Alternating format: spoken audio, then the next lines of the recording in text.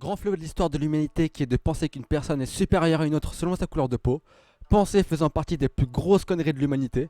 Bonjour à tous chers viewers, aujourd'hui on va parler du racisme et ses clichés dans l'univers du manga. Pour démarrer la vidéo et que vous compreniez tout, je vais d'abord parler des clichés qu'on retrouve dans de nombreux mangas, en donnant quelques exemples, puis en répondant pourquoi il y a si peu d'exotisme dans l'univers du manga. Ces questions, on pourrait y répondre facilement en quelques phrases, mais essayons de voir quelle est la source du problème.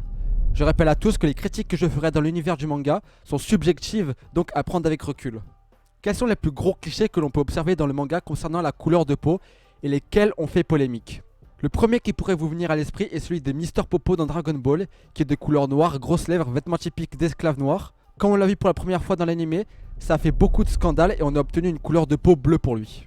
Les stéréotypes concernant les noirs sont tellement ancrés au Japon à cause des médias et la vision du monde qu'ils donnent qu'on se retrouve avec 60 voire 70% des personnages noirs avec des coupes afro ou des dreadlocks avec des cheveux crépus. Il y a vraiment beaucoup d'exemples à donner comme Afro de l'œuvre Afro Samurai ou Dutch de Black Lagoon. Ce genre de personnages sont dans les 3 quarts du temps ralliés à la mafia, au gang ou même au métier de rappeur. A titre d'exemple, il y a tout simplement Michiko de Michiko no Hatchin, ou même le rappeur que l'on peut voir dans l'anime très récent de cette saison qui est The God of High School.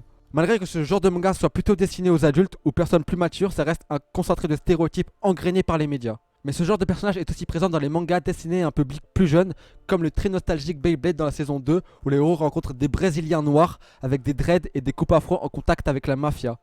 Il y a tellement de stéréotypes que ça en devient caricatural. Mais maintenant, on peut se poser la question d'où vient le problème et quelle est la source et comment on pourrait y remédier. En alimentant tout ça avec des exemples bien sûr. Des mangas représentant les pays étrangers ou dans le monde alternatif, il y en a pas mal, mais ça reste tout de même très limité. Malheureusement, c'est dans ce genre de manga où il y a le plus de diversité.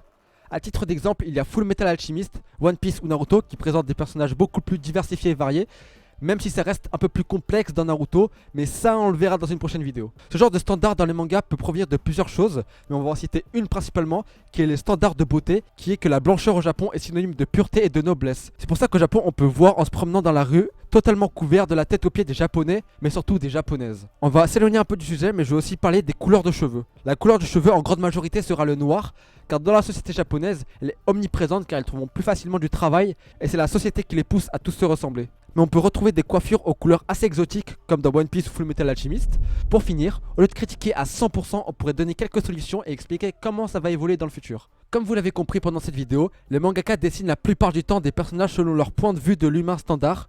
On peut voir que les Japon s'ouvre de plus en plus au monde, donc on aura peut-être dans 10 ou même 5 ans une nouvelle vision de cet humain standard. L'une des solutions que j'aurais à proposer personnellement serait la médiatisation de plus d'émissions, dessins animés ou autres qui mettent en scène diverses personnes plus foncées de couleur ou différentes coiffures en tout genre.